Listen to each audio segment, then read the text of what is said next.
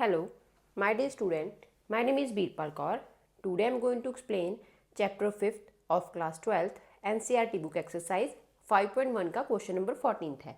इस क्वेश्चन में जो हमारा 14, 15 और 16 क्वेश्चन है, इसमें हमें क्या करना है, continuity of the function discuss करनी है और हमें फंक्शन गिवन है। तो सबसे पहले जैसे हमने लास्ट क्वेश्चंस करे थे वैसे ही हम ये क्वेश्चन करना है। सबसे पहले हम चेक क्या करते होते हैं कि केसेस कौन कौन से बनेंगे। तो अगर हम देखें जहाँ पे जो x है वो ग्रेटर देन और इक्वल्स टू 0 है, तो फर्स्ट केस बन गया इक्वल्स टू 0। देन x क्या है, लेस देन इक्वल्स टू 1, तो x equals to 1। After that हमारा जहाँ पे और क्या केस बनेगा, जहाँ पे जो x की वैल्यू है वो क्या है, लेस देन 1 है। तो जहाँ पे हम क्या कर सकते हैं, एक केस और बनाएंगे। पहले जहाँ से बना लेंगे कि जो x है वो हमारा इक्वल्स टू वाली केस बना लेती हैं। पहले x 3 के इक्वल हो जाएगा, देन x 10 के इक्वल। ये हो गए हमारे 4 केसेस। अब हमें नेक्स्ट केस कौन सा चाहिए कि जो हमारी x की वैल्यू है वो क्या होएगी, 0 और 1 के बीच लाई करेगी। और नेक्स्ट हमारा केस जहाँ से बनेगा, हमारी जो x की वैल्यू है वो किसके बीच लाई करेगी, 3 और 10 के बीच। तो ऐसे हमारे 6 केसेस बनेंगे। 6 केसेस के लिए हम क्या करेंगे, कॉन्टिन्यूटी चेक करेंगे। सबसे पहले हम लेट करते होती हैं, अगर हमें फंक्शन गिवन होता है और उसमें पॉइंट्स नहीं होते तो हम लेट करते हैं कि जो हमारा फंक्शन है हम रियल नंबर के लिए चेक करते हैं। तो हम जहाँ पे लिखेंगे x हमारा किसके इक्वल है, c के, और c किसको बिलोंग कर रहा है, रियल नंबर्स को। ये हमने लेट करा है।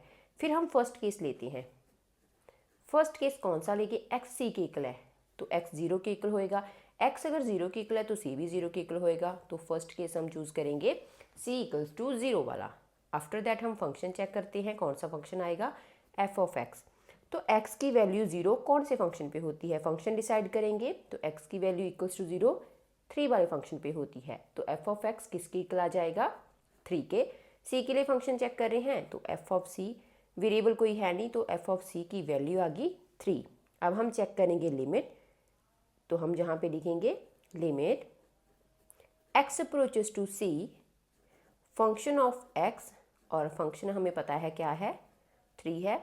तो यहाँ पे आ गया 3, x c को अप्रोच कर रहा है, c जहाँ पे है नहीं तो आ गई वैल्यू 3। तो हमारा फंक्शन और हमारी लिमिट दोनों इक्वल आए हैं। इट मीन्स हमारा फंक्शन क्या हो गया, कॉन्टिन्यूस हो गया फॉर c इक्वल्स टू 0 के लिए। Limit x approaches to c f of x इसके इक्वल आए हैं 3 के। देन हम लिख सकते हैं function is continuous for c equals to 0। First case हमने कर दिया। अब हम चलते हैं सेकंड केस। सेकंड केस अगर हम ट्राई करें तो हम इसी से ले लेते हैं, सेकंड केस जे वाला। तो लेते हैं सेकंड केस हमारा, x हमारा c के इक्वल है तो हम x की जगह पे पुट कर देंगे c। तो c की वैल्यू ग्रेटर देन 0 और लेस देन 1 वाला केस लेंगे। फंक्शन चूज करेंगे f ऑफ x, तो इसके लिए हमारा फंक्शन है 3। c के लिए चेक कर रहे हैं तो f ऑफ c किसके इक्वल आ जाएगा, हमारा 3 के, क्योंकि जहाँ पे कोई वेरिएबल नहीं है। अब हम चेक करेंगे लिमिट। तो लिमिट चेक कर लेते हैं इसकी। Limit x approaches to c function of x, limit function है हमारा 3, x c को अप्रोच कर रहा है तो c जहाँ पे है नहीं तो आंसर आ गया 3। तो हमारा जहाँ पे लिमिट और जो f ऑफ c था दोनों सेम आए हैं, तो हम लिख सकते हैं function of x equals to function of c। Limit x approaches to c function of x both are equal, then f function is continuous for c greater then 0 और लेस देन 1 के लिए। तो हमने सेकंड केस भी कर दिया। अब हम लेंगे थर्ड केस, जिसमें लेंगे x की वैल्यू 1 के इक्वल, मीन्स के c की वैल्यू 1 के इक्वल। तो फंक्शन देखते हैं। जब c की जो x की जो वैल्यू है वो 1 के इक्वल है तो फंक्शन है हमारा 3। तो जहाँ पे अब हमें पता है जो c की वैल्यू है वो 1 है तो हम पुट कर देंगे। तो ये आ गया f ऑफ 1 3 आया है। अब हमें पता है जहाँ पे लिमिट ब्रेक हो रही है, क्योंकि अगर जहाँ पे 1 है तो लेफ्ट हैंड साइड से भी कोई नंबर अप्रोच करेगा और राइट हैंड साइड से भी। तो लिमिट ब्रेक हो रही है, तो पहले हम LHL के लिए चेक करेंगे फंक्शन को। लेफ्ट हैंड लिमिट के लिए limit x approaches to 1 minus और f ऑफ x। अब हम फंक्शन डिसाइड करेंगे कि वैल्यू 1 से छोटी है बट वो 1 के क्लोज्ड है। तो 1 से छोटी वैल्यू, तो 1 हमारा यहाँ पे है, इससे छोटी वैल्यू, तो फंक्शन क्या हो जाएगा हमारा 3 हो जाएगा। तो limit x approaches to 1 minus 3, तो हमारा जहाँ पे आंसर आया लिमिट का 3। नेक्स्ट हम चेक करेंगे right hand limit. Right hand limit के लिए हम क्या करेंगे, फिर से हम limit x approaches to 1 positive, क्योंकि राइट हैंड साइड से कोई नंबर इसको अप्रोच कर रहा है 1 को, बट वो 1 के बिल्कुल क्लोज्ड है। तो जहाँ पे हम फंक्शन चूज़ करेंगे, फंक्शन डिसाइड कर लेते हैं कौन सा है। अब मीन्स के 1 से वैल्यू थोड़ी सी बड़ी है, तो x की वैल्यू 1 से बड़ी है, तो फंक्शन हो गया 4। तो limit x approaches to 1 positive 4 और हमारा आंसर आया 4। तो हमें जहाँ पे पता चला, देखो f ऑफ 1 3 आ गया था, LHL भी 3 आ गया था, but RHL does not equals to LHL। Left hand limit और राइट हैंड लिमिट सेम नहीं आए हैं, then function is not continuous. Then function is not continuous for c equals to 1 के लिए। अब हम यहाँ पे लेके आएंगे हमारा fourth case, third case, second case, first case. Fourth case में हम चूज़ करेंगे कि x की वैल्यू जहाँ पे क्या है, किसके बीच लाई करती है। तो हमारे पास जहाँ पे एक केस और बनेगा जिसमें हम क्या कर सकते हैं, x की जो वैल्यू है वो जहाँ पे पुट कर देती हूँ मैं, जहाँ पे बनाती हूँ केस। ये वाला केस हमने जहाँ पे नहीं लिखा था क्योंकि ये वाला केस हमारा रह गया था। तो जहाँ पे हम केस बनाएंगे फिर से, c की वैल्यू ग्रेटर देन 1 और लेस देन 3। तो इस वाले केस के लिए हम अब चेक करेंगे। तो सबसे पहले फंक्शन चूज़ करेंगे f ऑफ x। तो इस वाले के लिए फंक्शन हमारा 4 है, तो f ऑफ c इसकी इक्वल आ गया 4 के। अब लिमिट चेक कर लेते हैं, तो लिमिट आ जाएगी x approaches to c function of x, limit x approaches to c, function of x हमारा 4 है, तो आंसर आ गया 4।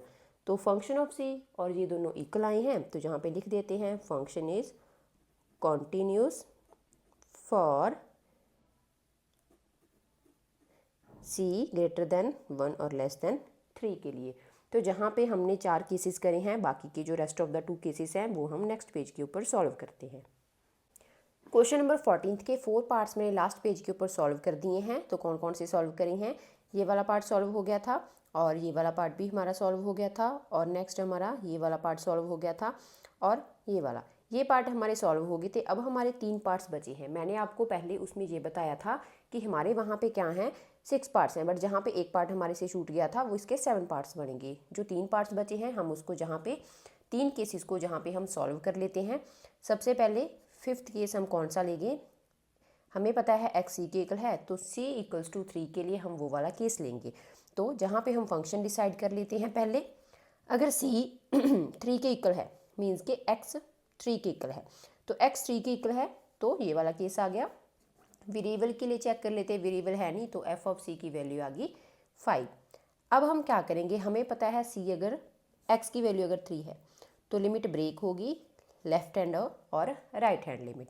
तो जहाँ पे हम लिख लेते हैं पहले LHL, तो limit x approaches to c, x approaches to 3 negative, f of x। Function decide करते हैं, अगर मीन्स के 3 से वैल्यू थोड़ी सी छोटी है तो x अप्रोचेस टू 3 नेगेटिव। तो जहाँ पे x की जो वैल्यू है वो 3 से लेस होती है, तो कौन सा फंक्शन है 4, तो ये आ गया 4। तो नेक्स्ट हम निकालेंगे RHL, limit x approaches to 3 पर, मीन्स के x की वैल्यू 3 से बड़ी है बट वो 3 के आसपास है, मीन्स के क्लोज्ड वैल्यू है, तो 3 पॉजिटिव, x की वैल्यू 3 से बड़ी, तो फंक्शन हमारा क्या हो गया 5 वाला हो गया। तो limit x approaches to 3 positive, function हो गया 5, तो जहाँ पे आ गया 5। तो हमारा जहाँ पे LHL does not equals to RHL, तो function is not continuous for c equals to 3।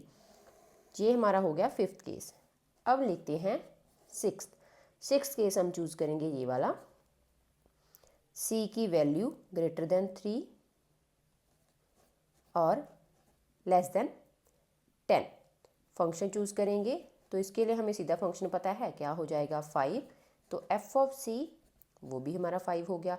अब हम लिमिट चेक कर लेते हैं, तो लिमिट तो ब्रेक हो नहीं रही है जहाँ पे x approaches to c function of x, then limit x approaches to c function है हमारा 5, तो ये वैल्यू आ गई 5। तो फंक्शन और लिमिट दोनों इक्वल आए हैं, फंक्शन और इसकी लिमिट दोनों इक्वल आए हैं, तो फंक्शन क्या हो गया continuous. Function is continuous for c greater then x भी जहाँ पे c आएगा, c ग्रेटर देन 3 और लेस देन 10। हमारा सिक्स्थ केस भी हो गया।